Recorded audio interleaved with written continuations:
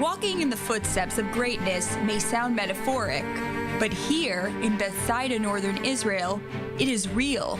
According to traditions, this is where two of the most famous figures in the Old and New Testaments appeared, King David and Jesus Christ.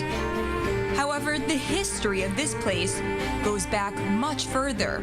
The site was settled for the very first time in about the 12th, 11th centuries BCE by people who came from northern Syria that we identify them as Arameans, and they spoke Aramaic language, and they came here and settled in this place, and they built up a kingdom which the Hebrew Bible calls the Kingdom of Geshur. The people here prospered in this period of time until about the year 100 BC, when they abandoned this place.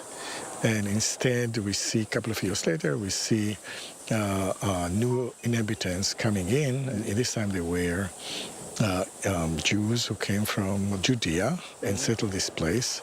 In the year 32 the Common Era, Philip, the son of Herod the Great, decided to elevate the village into a city, into a Greek city.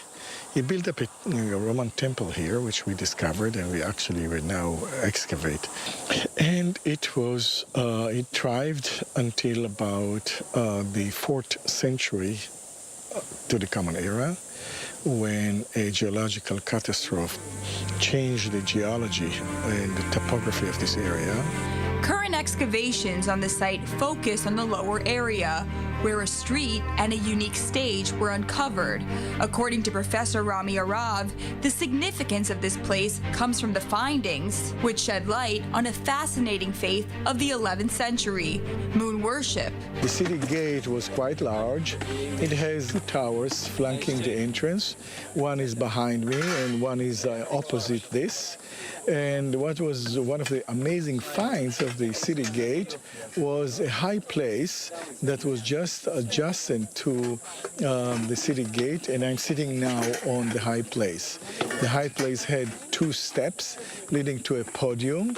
On top of the podium, there was a stele that was dedicated to the moon god, so of the Arameans. So this is unusual discovery.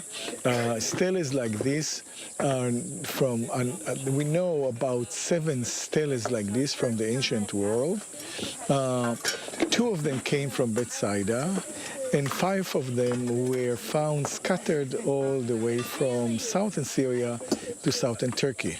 None of them was found in archaeological excavations, except for the 2 that were found here, and these 2 are the only datable steles that we can date from this period of time. The biggest and most advanced gate complex of ancient times is situated here. However, despite layers upon layers of history and years of research, Bethsaida is not fully excavated.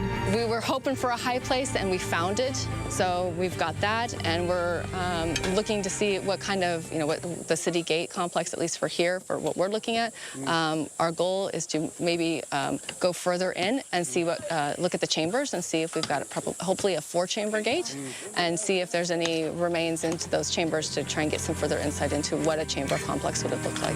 The New Testament refers to Bethsaida as the place where the 3 apostles were born. However, there is still academic discussion on whether this is truly the Gospel's Bethsaida. One way or another, this site near the shore of the Sea of Galilee provides us with a time capsule of thousands of years in the Holy Land.